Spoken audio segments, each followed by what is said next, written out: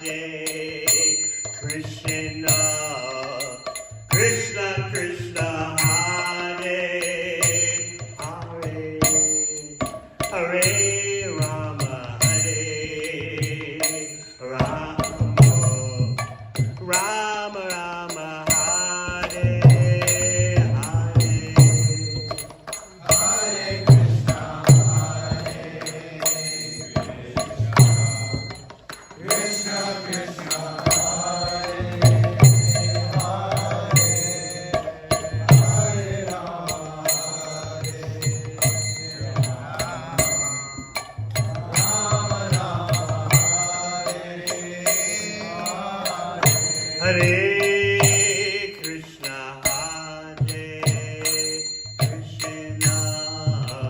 Krishna Krishna,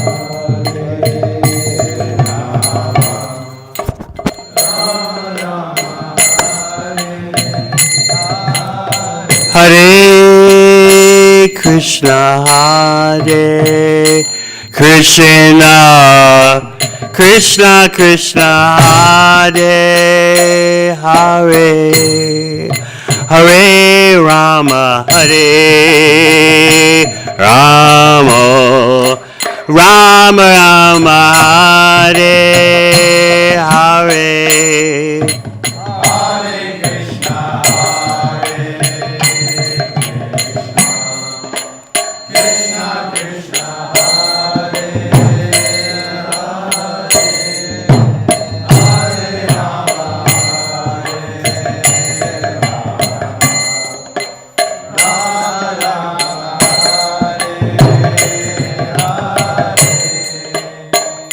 Hare Krishna, Hare Krishna, Krishna Krishna, Hare Hare, Hare Rama, Hare Rama, Rama Rama, Hare Hare,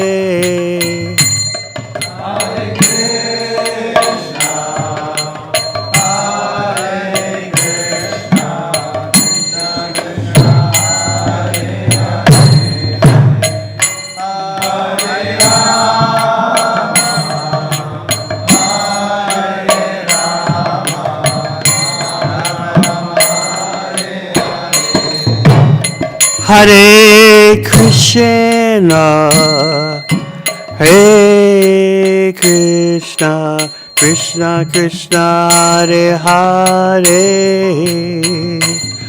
Hare Rama, Hare Rama, Rama Rama, Hare Hare, Hare Krishna, Hare Krishna, Krishna Krishna, Hare Hare,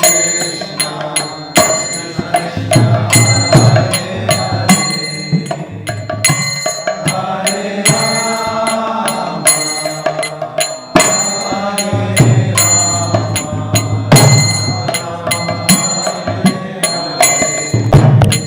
Hare Krishna, Hare Krishna, Krishna Krishna, Hare Hare, Hare Rama, Hare Rama, Rama Rama, Hare Hare,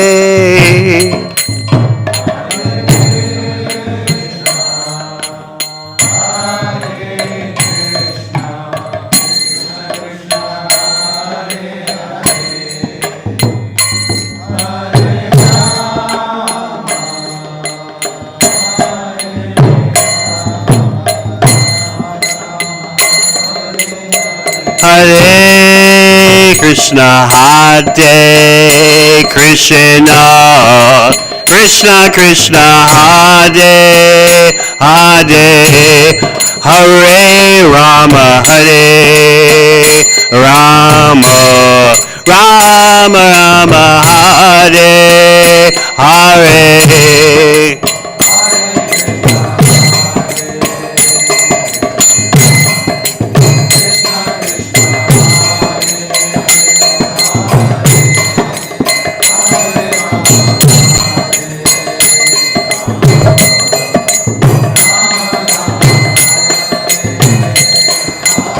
Hare Krishna, Hare Krishna, Krishna Krishna, Hare Hare, Hare Rama, Hare Rama, Rama Rama, Hare Hare.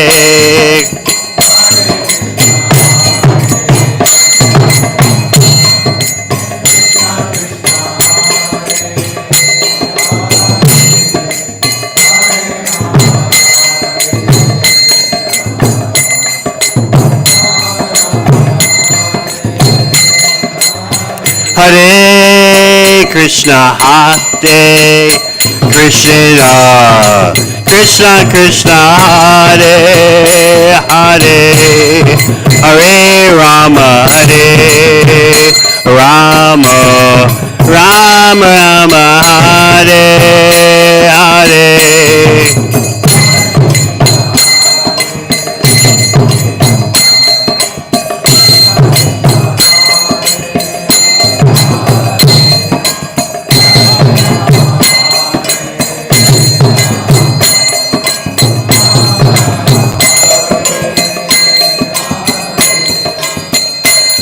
Hare Krishna, Hare Krishna, Krishna Krishna, Hare Hare, Hare Rama, Hare Rama, Rama Rama, Hare Hare.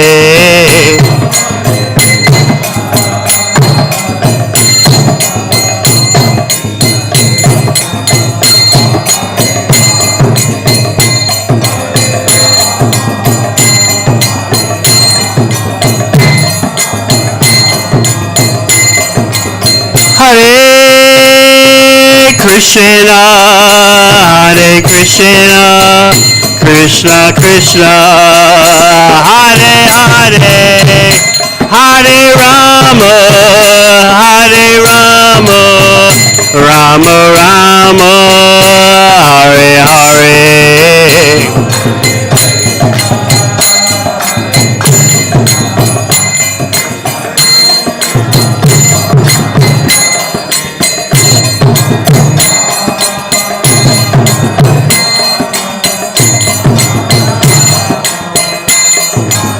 Hare Krishna, Hare Krishna, Krishna Krishna, Hare Hare, Hare Rama, Hare Rama, Rama Rama, Hare Hare.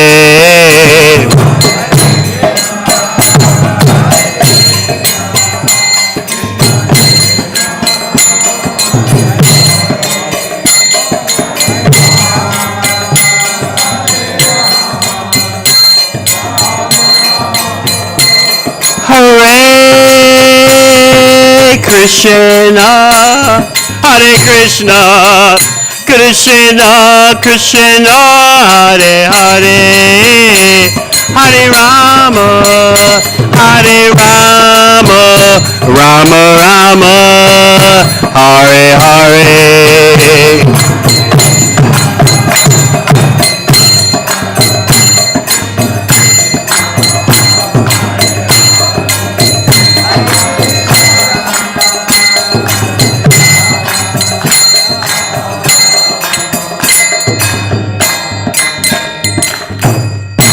Go Premanandi. Om Jnana Timirandasya Jnananjana Shalakaya Chakshun militang yena tasmai Shri Gurave Namaha. Jai Shri Krishna Chaitanya Prabhu Nityananda Shri Advaita Gadadhara Sivasadi Gaur Bhakta Vrinda. Hare Krishna, Krishna Krishna, Hare Hare, Hare Rama, Rama Rama, Hare Hare. In Sri Chaitanya Charitamrita, it is explained that there are three great riches in life. People like wealth. As Prahlad Maharaj says, money is sweeter than honey. But what is the real wealth? That is the question. To be a bhakta, to be a devotee of Lord Krishna, means you are the most wealth-conscious person. You know what is real value. You know what is real wealth. Therefore, in Chaitanya Charitamrita, it is stated there are three great riches in life: Krishna, Krishna's service, and love of Krishna. This is the Mahadana, the greatest wealth. To be a devotee means to be fully aware of these greatest riches. And then, because we're followers of Sri Chaitanya Mahaprabhu, not only do we have the greatest wealth for ourselves, but we give it to others.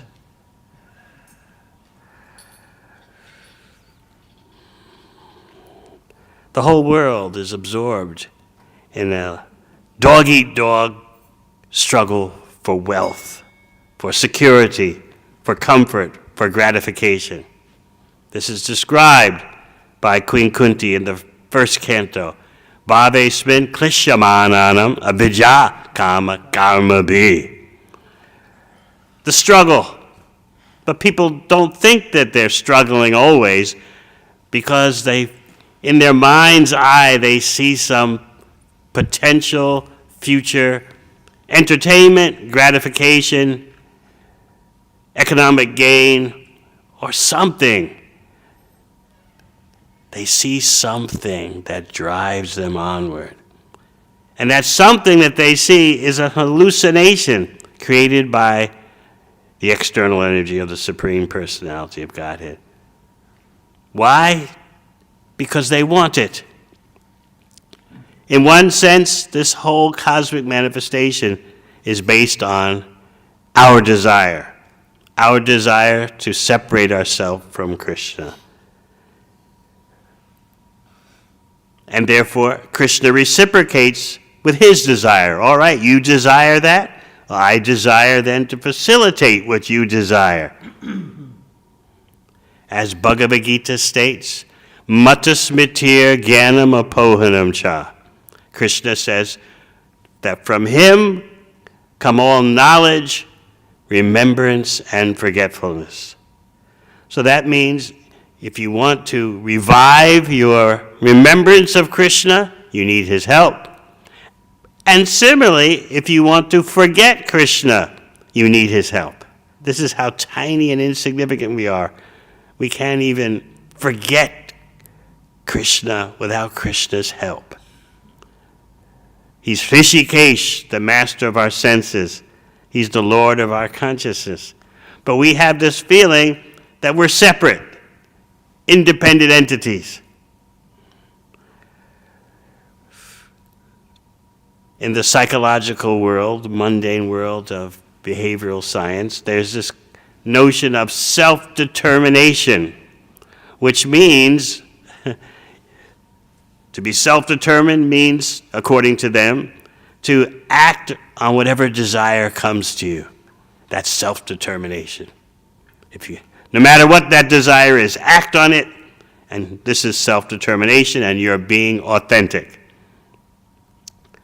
Of course, anyone with human sanity understands that human life means to not act on the lower desires and in fact to purify these desires so that you simply desire Krishna's pleasure, Krishna's service. But in contact with the illusory energy, the tiny conditioned soul takes on so many mirages, so many illusions. And we don't even see it as a struggle all the time. Yes, of course, sometimes we do, but because we're mesmerized by the vision of some economic gain, some sense gratification, something keeps us going lifetime after lifetime. Now, why does the struggle go on lifetime after lifetime? Because material desires can never be fulfilled.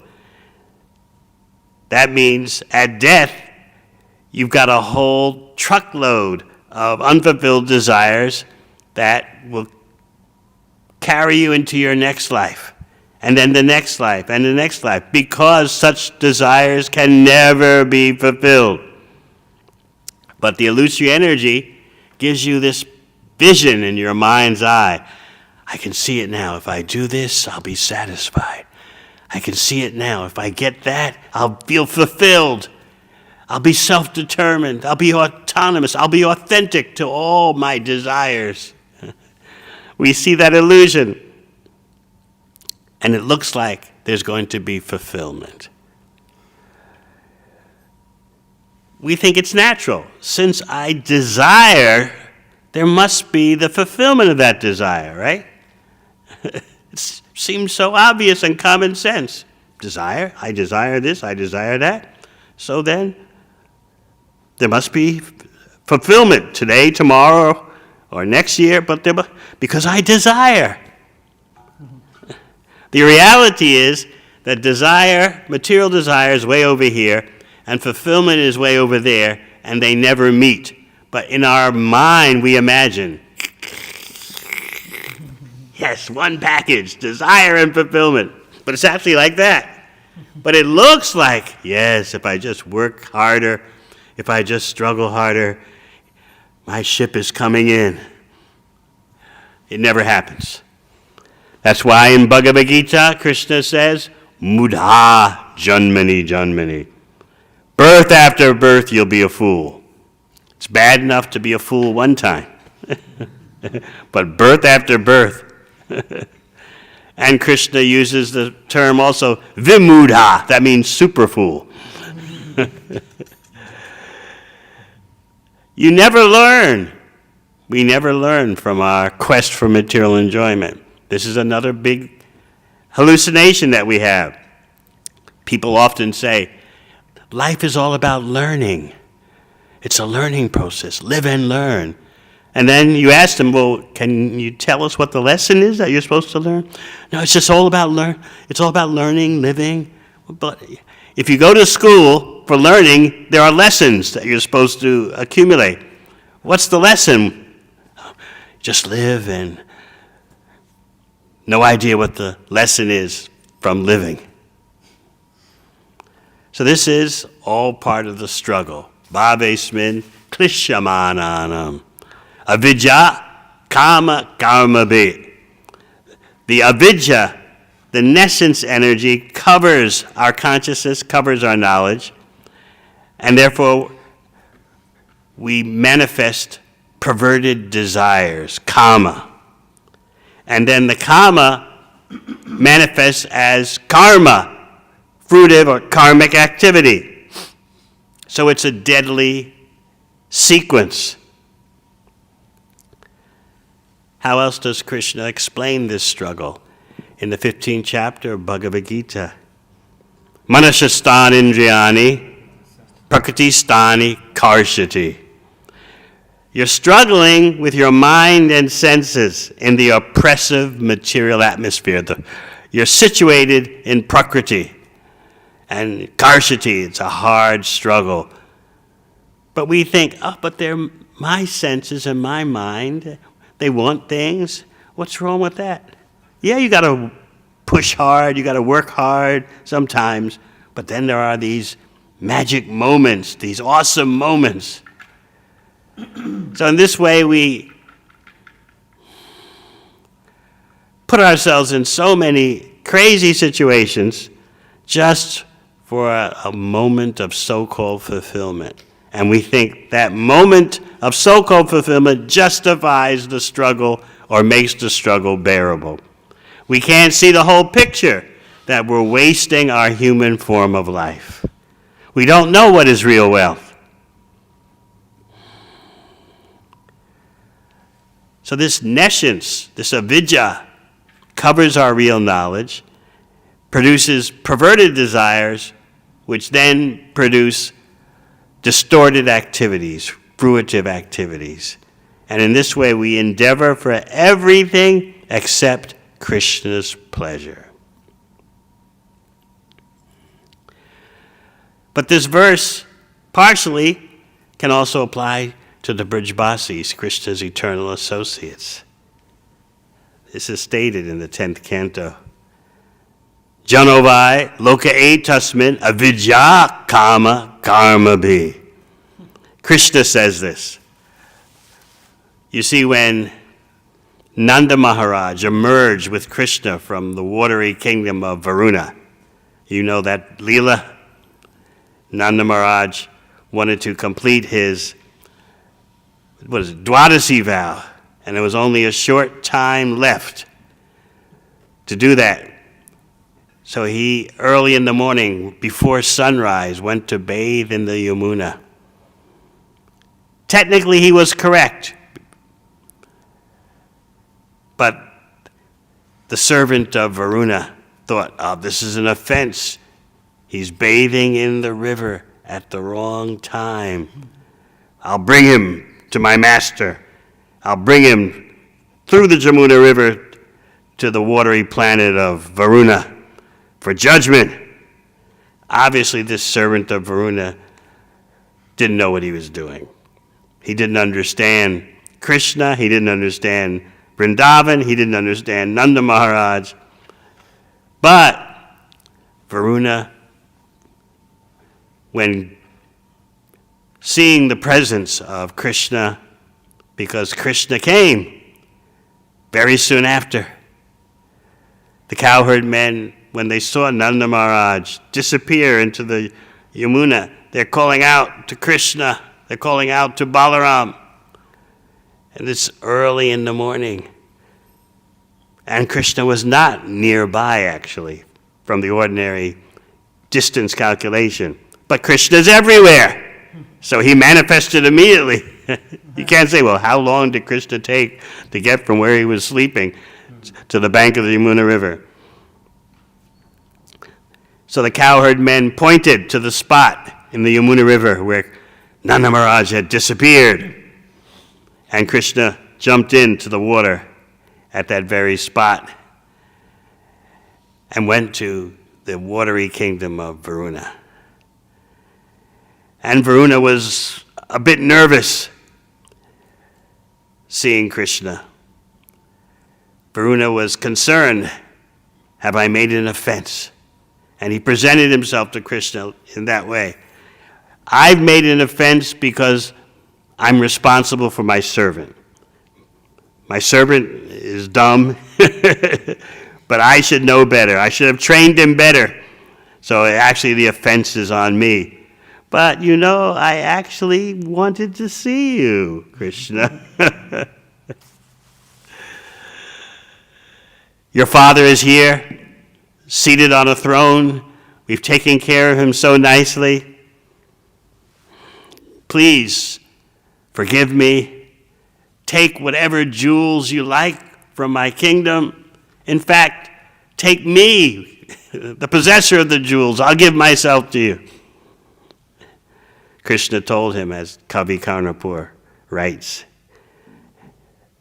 Krishna told him, you're my devotee, so your home is my home. And Krishna was not offended. In fact, he was pleased by Varuna's attitude.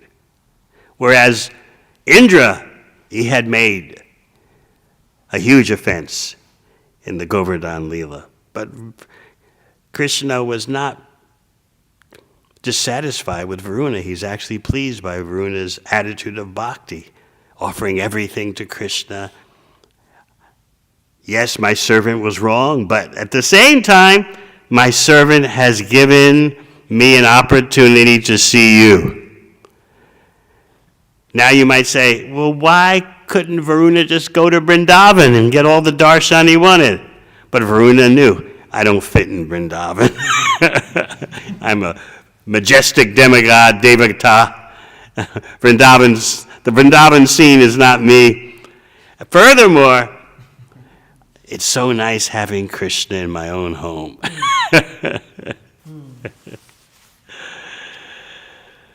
So Krishna and Nanda Maharaj left and went back through this.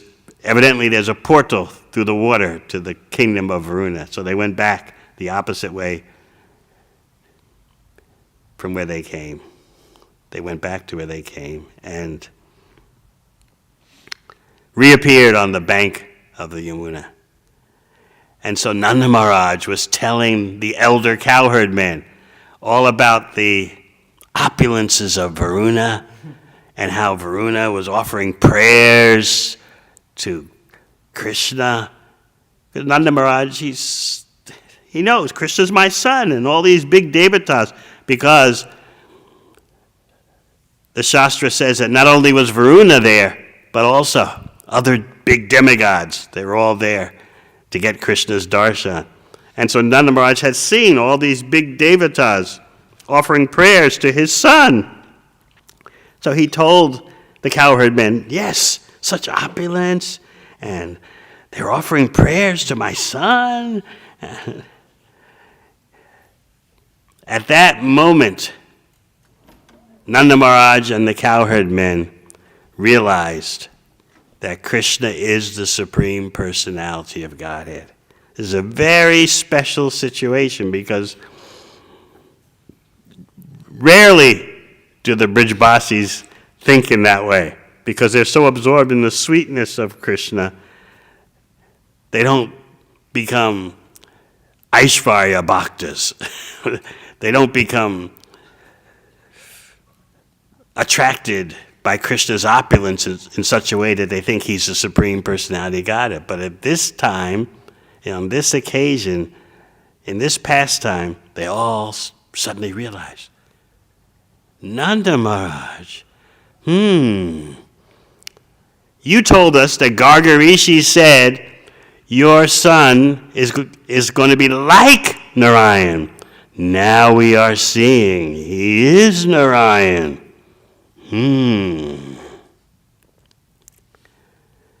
And then they said, since your son is Narayan, and we're all related to you, Nanda Maharaj, in the village relationships, whatever benedictions you get from your son, who we now know as Narayan, we should also get. So what do we want? One said, I want liberation. Another elder cowherd man said, I want Vaikuntha. So Krishna is watching all this. And what the amazing thing that's going on is their rasa of Vatsalya Prem, of parental love, was not weakened, even though they're talking that Krishna is the Supreme Personality of Godhead. It's not like Arjuna in Bhagavad Gita, when he saw the universal form, he begged for Krishna's forgiveness. Oh, I've been so casual with you, reclining on the same couch with you, laughing, so many casual, informal activities with you. Now I see the universal form. I see your unlimited glories. Hey Krishna, hey Yadava, hey Sakha. I've called you Krishna. Baladev Vijayabhushan says that Arjuna is thinking, I should have always said Shri Krishna. I should have spoken to you in a way, with a title, because of your glories. But instead I just said Krishna. I didn't say Shri Krishna. I addressed you as Yadava one of the members of the Yadu dynasty, I should have said, Yaduktama. I should have said, you are the greatest Yadu. I didn't do that. What to speak of calling you a Saka, my friend? Please forgive me. So at that moment, Arjuna's friendship rasa was weakened in terms of taking on so much awe and reverence. But this was not the case with the cowherd men and Nanda Maharaj. Very special situation, the Acharyas explain, that they suddenly realized Krishna's the Supreme Personality of Godhead, but still their parental rasa with Krishna was not weakened in the slightest. You remember what happened to Vasudeva and Devaki when they saw how Krishna had killed Kamsa?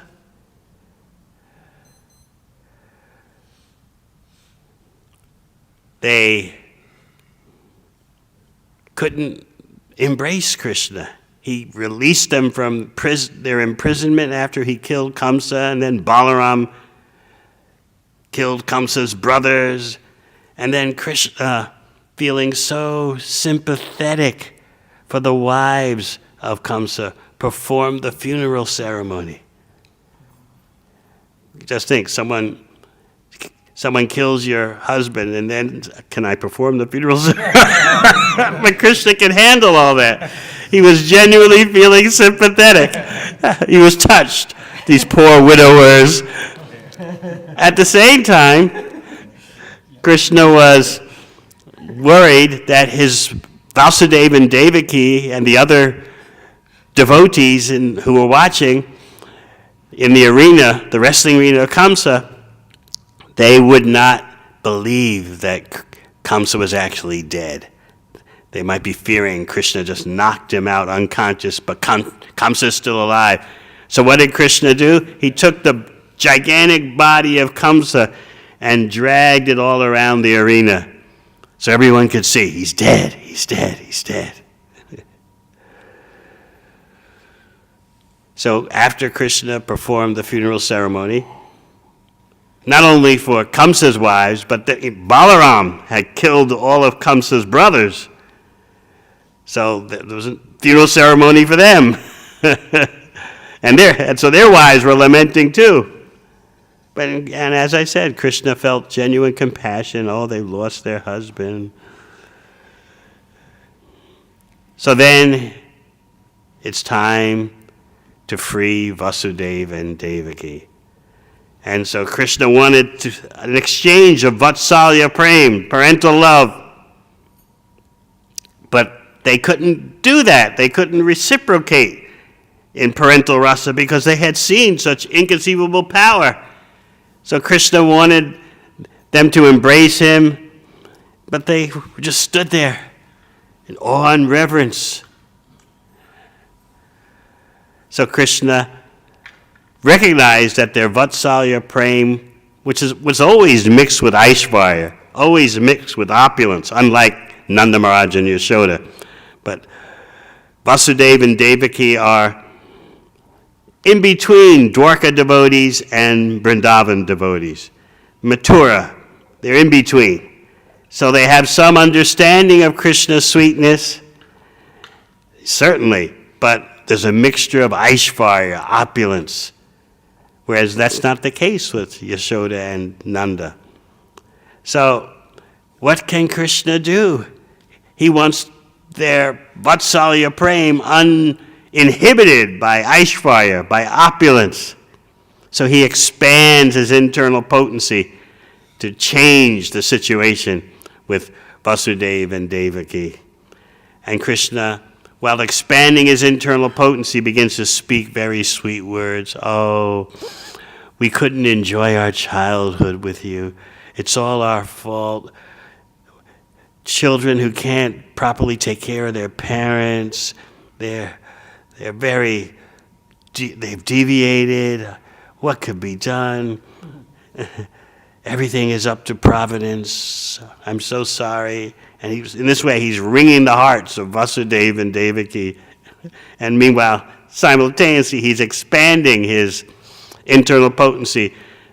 So the situation reaches a point where Vasudeva and Devaki become overwhelmed with parental feelings, which is just what Krishna wants. And they embrace Krishna.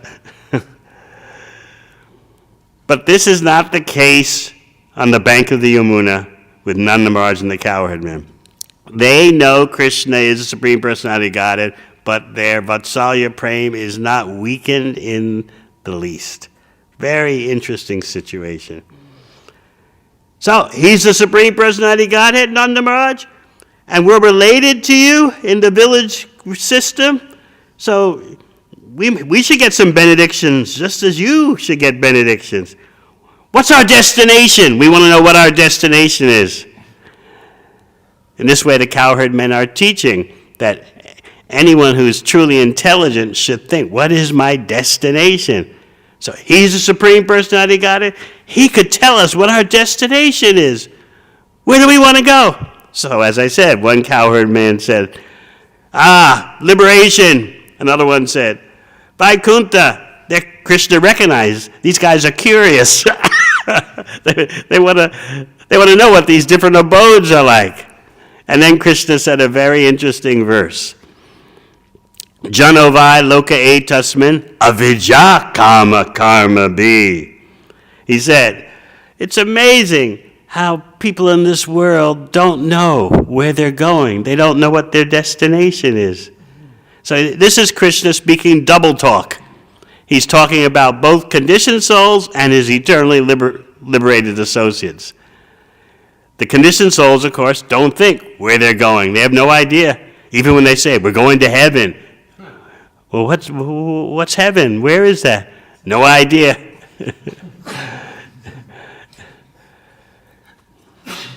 I was discussing with my mother, who's a very dedicated evangelical Christian. So I said, you know what the greatest evangelical preacher of the 20th century, when asked about going to heaven, he said, yes, I'm going to heaven, and when I get there, I'm going to drive a yellow Cadillac on golden roads, and I'm going to attend parties hosted by angels.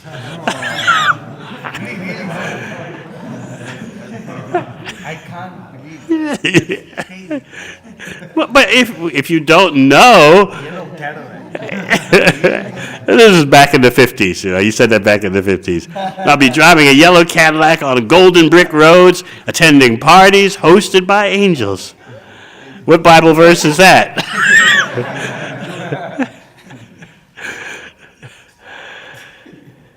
So this is an example that even those who want to be religious, they don't really know their destination. So Krishna is speaking in that way, in a verse with double meaning. Conditioned souls don't know their destination. They suffer from avidya, nescience, and then they have kama, material desires, and then karma, fruitive karmic activities. But the verse also applies to his eternal associates who are covered not by Mahamaya, but by Yogamaya, as demonstrated by Nanda Maharaj and the cowherd men. They're covered by Yogamaya. So much so that even Nanda Maharaj was thinking, Varuna, so powerful. And the opulences of Varuna's kingdom, we're just farmers in a cowherd village. But I've seen this superior realm of Varuna. Because that's the way it is with the Brijbasis, the eternal associates of Krishna. They're acting as human beings, and this makes the pastimes sweeter. They're not thinking, we are in the spiritual world. They're not thinking that, we're with Krishna. Krishna is our village hero. That's all they're thinking. So Krishna's commenting. They don't know what their destination is. The avidya that's covering them is not the external potency, it's the internal potency for the sake of Krishna's pastimes. He doesn't want them to know that he's God. That ruins the fun. So Krishna is saying, avidya, they're covered. They don't understand that there's nothing to compare. There's nothing that compares with Vrindavan. Varuna's kingdom, nothing. Liberation, nothing. But these cowherd men are thinking that they're ordinary people who just happen to be 100% focused on Krishna. I'll show them. Because their avidya has produced kama, not material lust, but the eagerness to please the Supreme Personality of Godhead. But they don't know he's the Supreme Personality of Godhead. They just think he's Krishna, and everything is dedicated to Krishna's pleasure. And therefore, because of that spiritual karma, that spiritual lust, you could even call it, there is karma, not reactive work, not fruitive activity, but activities for pleasing Krishna. So avidya, karma, takes on a completely opposite meaning. So this is Krishna's comment. They don't know. The conditioned souls don't know. My eternal associates don't know. So Krishna says, all right, come with me. He takes them to the lake where later Akrura will have his pastime of seeing Krishna and Balaram in their opulence. So Krishna takes them to the lake, plunging them in the lake, which simultaneously turns out to be he's plunging them into Brahman realization, but just for a few moments. Because in order to be merged in Brahman, there's no rasa. So how long can the cowherd men tolerate that?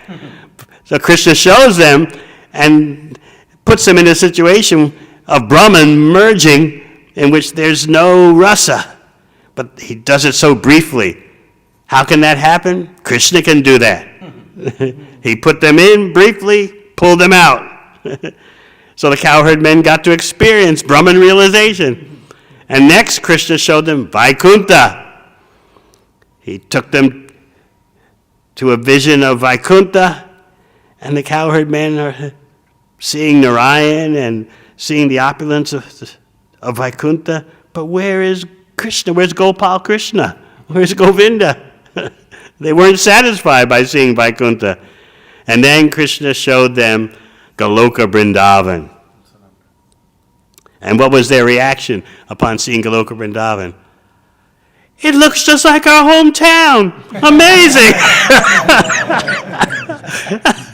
It looks the same. Can you believe that? Goloka Vrindavan looks like our village.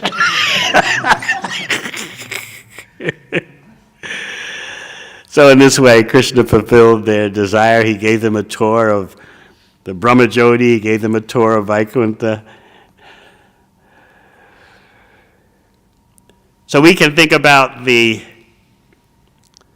meaning of that verse as applied to conditioned souls. Janovai loka etasmin, avidya kama karmavi. People live their lives without knowing what is real wealth, what is their destination. They become satisfied no matter what kind of body, material body they take. They feel it's natural.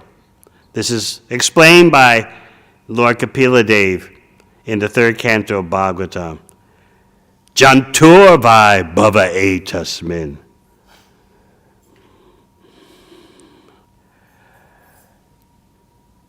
Yam yam yonim anuvrajit.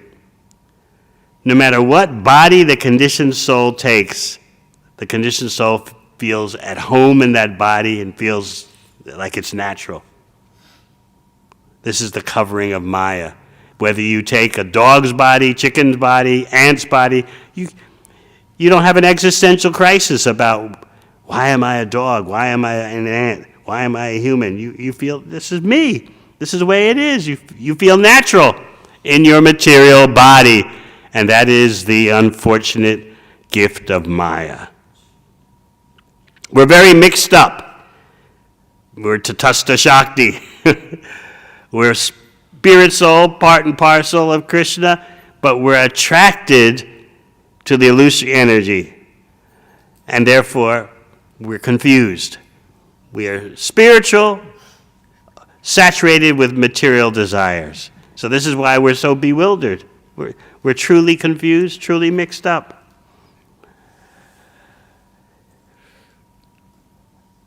Ordinarily, it would be very difficult for us to be Krishna conscious. But because we're following Sri Chaitanya Mahaprabhu, Sri Nityananda Prabhu, we can very easily go back to Godhead in one lifetime. This is why Bhagavatam says that great saints and sages worship Kali Yuga. You might think all this degradation that's going all around, and the greatest sages are worshiping Kali Yuga. Why? In spite of all the degradation, you can easily go back to Godhead by chanting Hare Krishna.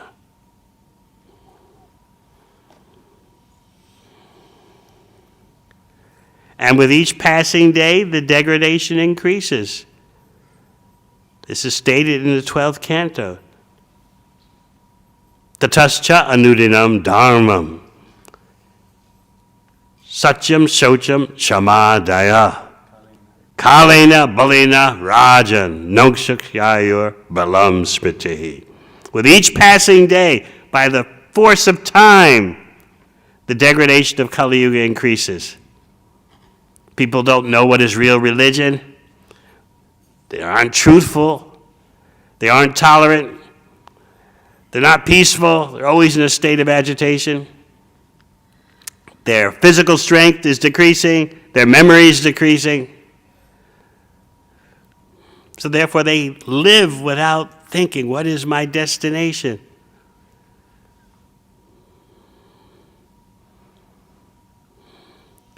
It's like you get on a plane at the airport. You sit down and then you just try to enjoy the plane ride, but you don't know where the plane is going. Sometimes it's happened, I know, to some my sannyasi godbrothers. It hasn't happened to me yet, but I can easily understand it happening. You travel so much that you forget where you're going next. I think Indradyumna Maharaj told me this. He and the devotees, they showed up at the airport, the check-in counter, and the check-in lady said, where are you going? And so much traveling, you know. Where are we going? What happens to me is you wake up in the middle of the night and you don't know where you are.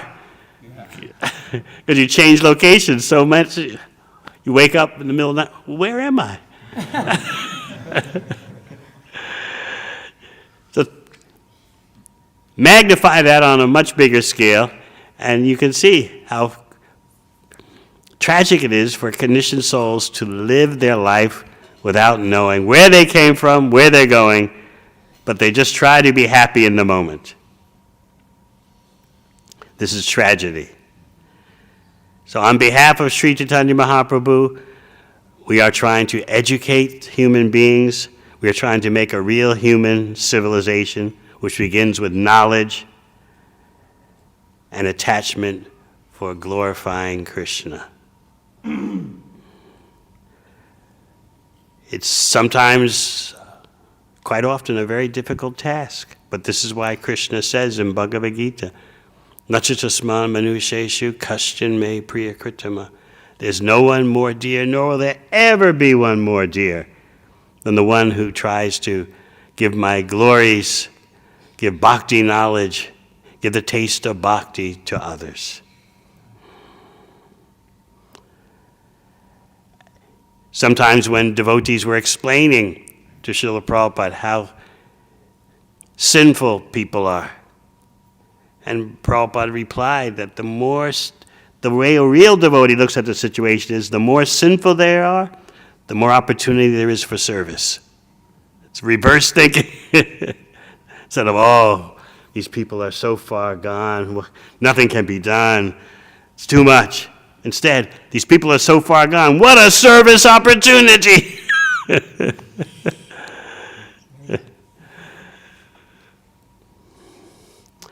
All right, any questions?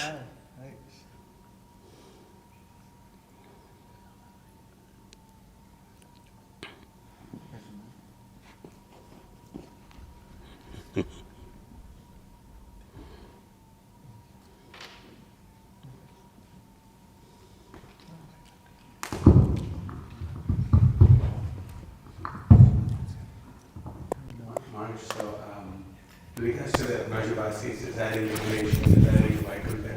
It's just, they just got covered over by Yoga Maya and they just want to, is it just for the sake of the pastime? Because you were saying that the rasa is not weakened, but it could seem like them desiring, to go to Vaikuntha or... They were curious. Uh-huh. I see. It's the way the pastime unfolded. They understood that Krishna is the Supreme Personality of Godhead. But at the same time, inconceivably, their rasa of parental love was not weakened. So if he's the Supreme Personality of Godhead, he can tell us what our destination is. So this is different from Arjuna's thinking, oh, I called you my friend. Yes, that was a weakened state I see. of friendship. And we could only know this because of the commentaries of the acharyas. Right. We would not. Yes. Yes. It is Vishwanath Chakravarti. So that's like the unique position of the Brajavasis, that Yes. no matter what happens, it only strengthens their affection. Right. But for others, it could weaken it.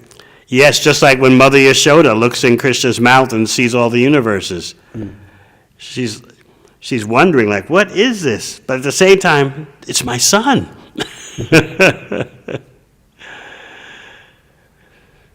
And Krishna says, he says to himself, enough, enough. And he expands his yoga maya. And because if she keeps thinking that I'm the source of the cosmos, and if she keeps starting to speculate about my opulence, who's going to feed me when I'm hungry? Who's going to cuddle me? So he expands his yoga maya potency, and she just, whatever I saw, let me forget it. Let me take care of him. Maharaj, Arjuna's relationship with Krishna, it's like Gaurava Sakya, what is it? Is it like He's not spontaneous like Subal and Madhu Mangal and the others.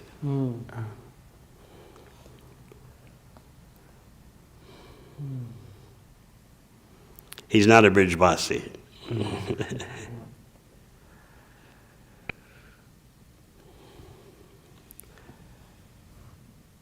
He's a Hastinapur, Dwarka, like that. They know Krishna is God, and still they're friends. Maharaja, you're mentioning that the crazier people get, or the more decline there is, the more opportunity of service. Yes, that's the way a real preacher thinks. It seems that it's true also, we have practical experience with book distribution, that generally sometimes the crazier the people are, the more books they take. Yeah. Well, that is your service. That is your service. Srila Prabhupada always liked a challenge. He wanted to see the whole world Krishna conscious, everywhere, not just where it's easy.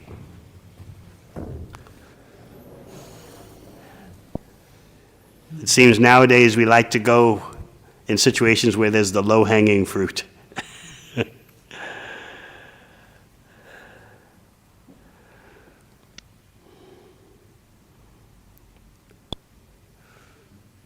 But we need the whole world to become Krishna conscious.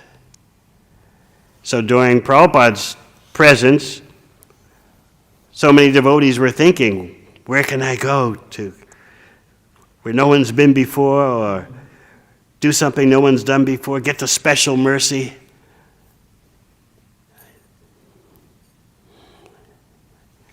After Prabhupada's disappearance, I knew there'd be no more BBT book production marathons, so I thought I gotta go do something somewhere, and I heard Prabhupada said if someone tries to preach in the communist countries, I'll give the special dust to my lotus feet. I said, okay, let's go. That's the way it was then.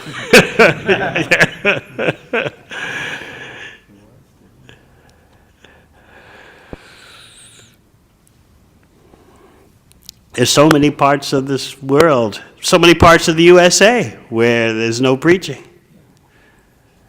What to speak of South America, Africa, here, there. So on behalf of Lord Chaitanya, there's so much work to be done. Even right here in the USA, huge cities, nothing happening.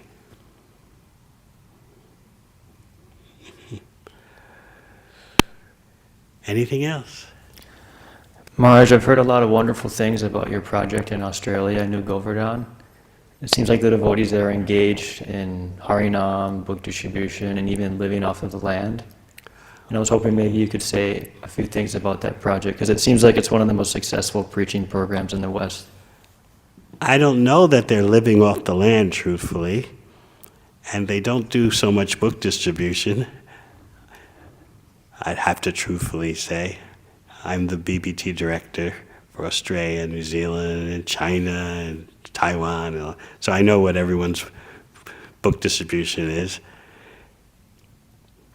They have a nice outreach project there, attracting people to come and stay. What's really outstanding there is they make so much money off of 5 restaurants. That's what's really going on there. They know how to make money from prasad distribution. That's the temple president. He knows how to do that. Before he was a devotee, he was a professional caterer. So they have several restaurants, and they make much Lakshmi in that way. Otherwise, farming, not so much. They have some cows they take care of. Book distribution.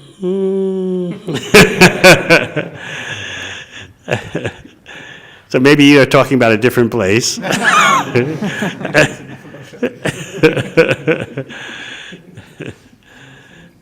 make any devotees at that farm? Yes, they make devotees. They have what's called a Krishna village, where they attract people who come from all over the world.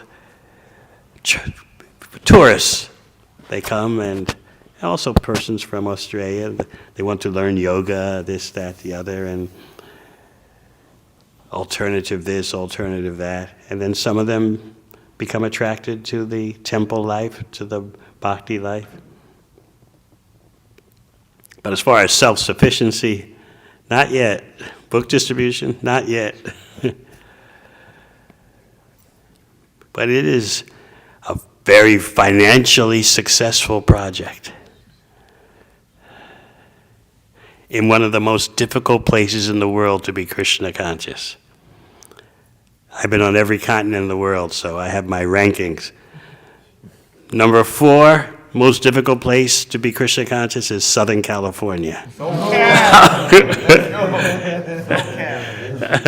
Number 3 is No. Number 3 is that part of Australia where New Govardhan is. It's called the Gold Coast Surfers Paradise. Sunshine Coast.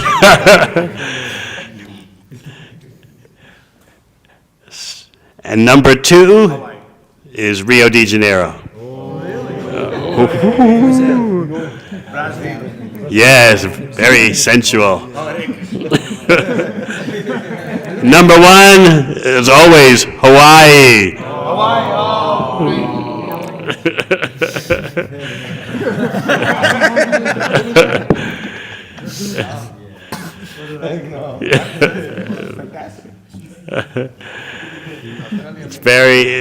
It's very difficult for devotees to.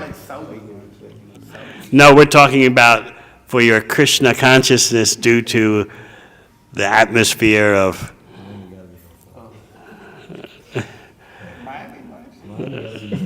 Miami has to be number 5. Okay, Miami number. So you.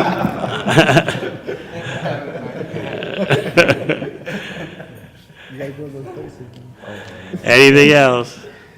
Yes. Hare Krishna Maharaj. In my Guru Maharaj's book about Srila Vangshidas Babaji, he says that Yashoda Mataji is of, or this is Vangshidas Babaji speaking, Yashoda is of Shanta, Dasya, Sakhya, and up to Vatsalya, indicating that she has all these different rasas. And I guess my misconception maybe previously was that you either have one rasa or the other rasa, but is it that specifically the residents of Vrindavan, you're saying they have all these rasas? Vatsalya contains all those others. Is this in all cases, or? Okay. Just what's the example about earth contains? Water, fire. Yes. Yes. Similarly, Madhurya contains everything. Vatsalya contains everything. Yes. That's the way it is. Anything else? Yes. I have a question about Australia because I think mostly Sydney. I think Australia. So I think Sydney and Melbourne. You've got main. That's your main 2 areas of where you have your centers. No, there are 8 centers in Australia. Australia is almost a big land mass as the USA. Yeah, specifically under you. Under me, He's a GBC for Australia. along with Ramai Swami, we try to serve as the GBCs there. So what is your question? Making devotees. What is the situation there now in terms of like devotees being made? Is there Western devotees coming in? Because when I was there, it was just like, it was generally. I know Melbourne is like a 99% Indian crowd. I don't know. So No is there speak any English.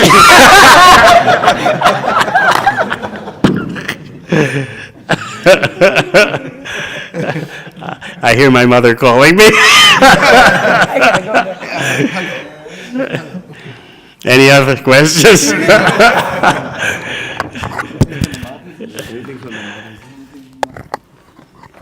Questions from this side? Yes.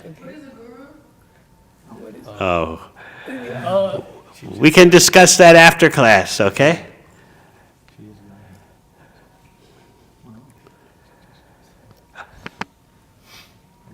All right, thank you very much. Hare Krishna. His Holiness Devamrita Maharaj ki Jai! Hare Krishna.